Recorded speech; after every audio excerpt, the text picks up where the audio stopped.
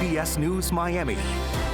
Good afternoon, and thank you for joining us. I'm Najahe Sherman, and welcome to CBS News Miami's 4 p.m. Quickcast.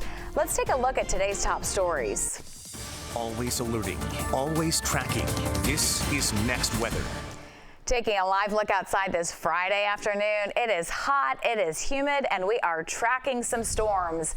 Next Weather meteorologist Cindy Pressler has the breakdown. Cindy? Storms developed over the inland areas of Broward County this afternoon. And why? Well, we have a southeasterly flow today, so that pushed the sea breeze front inland. That provided the lift. There is so much moisture in the atmosphere today, so then we have thunderstorms. Not severe, but they've been a little bit strong this afternoon. A lot of lightning with these storms. You can see how that flow is pushing them back to the west now. So Weston is picking up some light rain at this point, but the heavier rain is now over the Everglades. You get into western Broward County. Look at these rainfall totals. This is radar estimates. Almost 3 inches of rain just to the west there of Tamarack and Sunrise. Then you go back into the Everglades. A lot of rain out there too. So these storms are still ongoing. We're watching these outflow boundaries go way back into Monroe County. We've got more storms there. They should all stay away from the metro areas this evening, but we are going to continue to be very hot and sticky. Look at this, 89 degrees, but it was up to 91 this afternoon. A little bit of that outflow wind has now made it through to cool it off.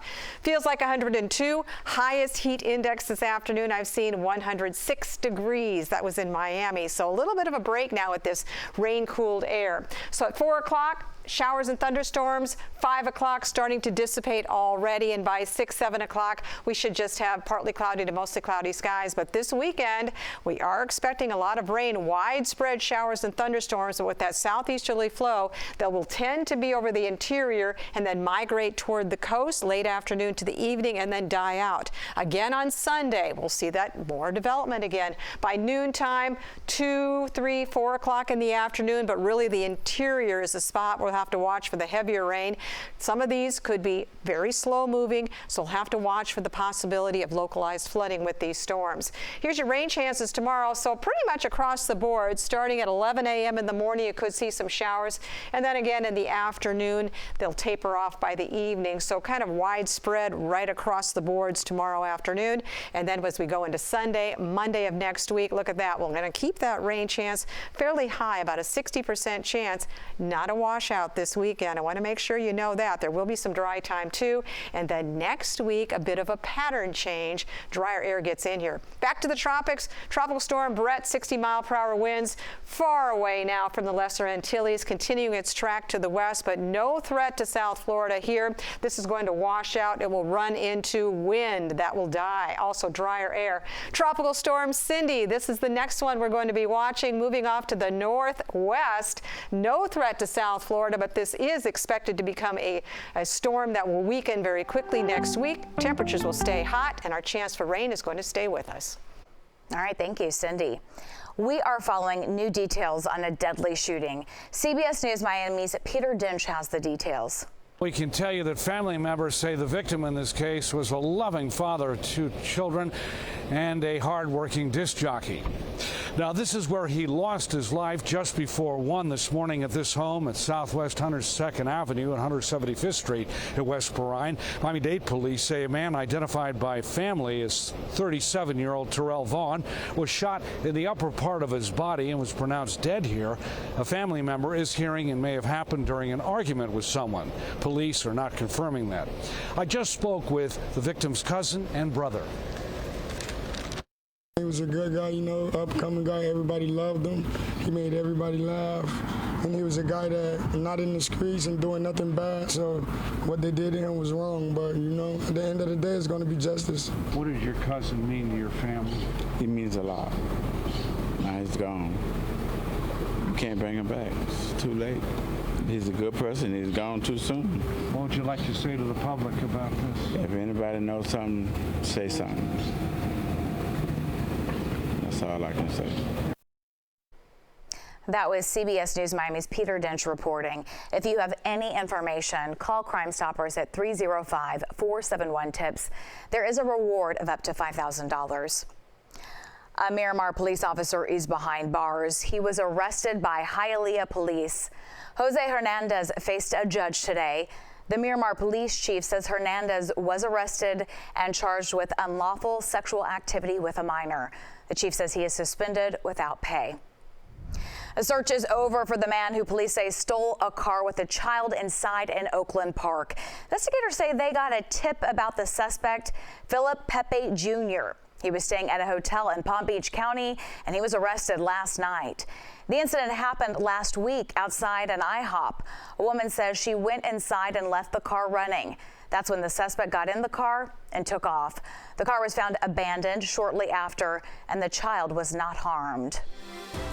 A judge says Scot Peterson has decided whether he will testify in his own defense. The very latest when we come back. Welcome back to CBS News Miami's 4 p.m. Quickcast.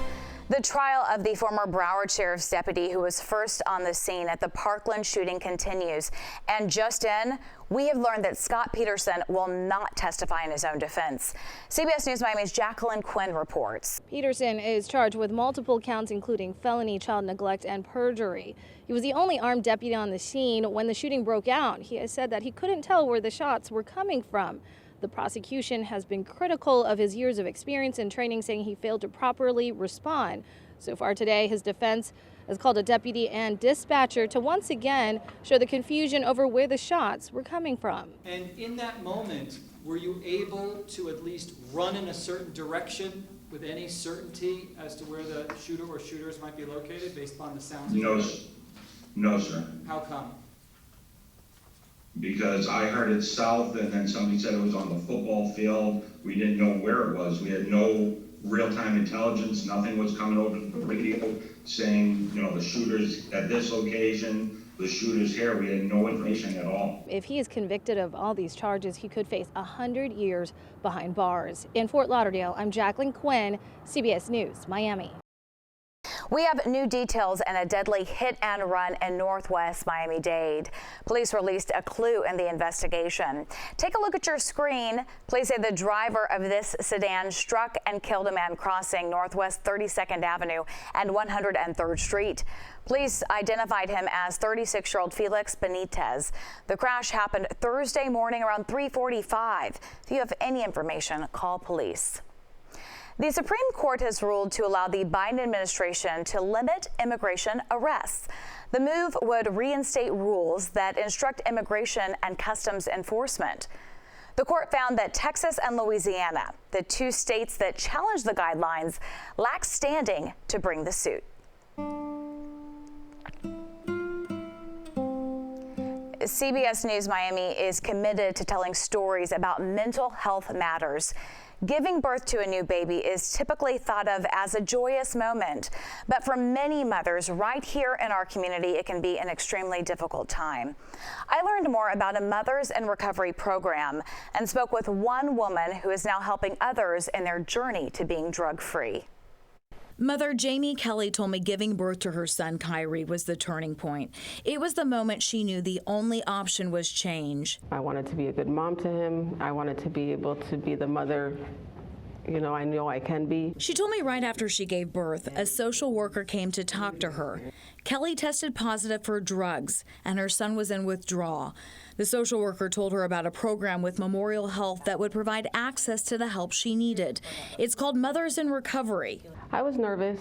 I had never done treatment like that. It was an intensive outpatient program. Kelly started going to group therapy 5 days a week and working on her mental health and started meeting with a psychiatrist. Kelly met licensed mental health counselor Dr. Melina Rodriguez through the Mothers in Recovery program. Mothers in Recovery is a program for women who are currently pregnant and struggling with mental health issues as well as substance abuse issues. And we're here to help facilitate both mom and baby to have a safe and healthy delivery. Dr. Rodriguez says on average, they receive about 120 requests per year for their services. It's from women who are expecting and dealing with substance abuse issues or who need mental health help. She says the numbers have increased since COVID. The numbers could be higher because there are moms who are scared, who are worried to come in, get services just because of repercussions that might occur. Kelly realized through the process that she was not alone, and many other mothers were dealing with the same struggles. Now Kelly works as a peer support specialist for Memorial, helping other mothers live a drug-free life. Recovery is possible. I used to think I would never live this life and be clean of drugs and free of that addiction, but it's possible. Kelly told me she's been clean for 3 years now. She says if not for the Mothers in Recovery program, she would be in a very different place in her life. Thinking about where I'd be now, I know I would not have my kids. I'd probably be in jail, dead. She marks the date of her sobriety with her son's birthday. Kelly says the moment she gave birth to her son, she also gave birth to a new life. Kelly says even as a support specialist, she still goes to meetings and therapy regularly. She told me she has accepted the fact that she will need to do those things likely for the rest of her life to stay clean. We have a vast list of resources to help you with your mental health. Just scan the QR code on your screen. It takes you to our website to find just what you are looking for. That's your Quickcast. I'm Najahe Sherman. Stay tuned for more news right here on CBS News Miami.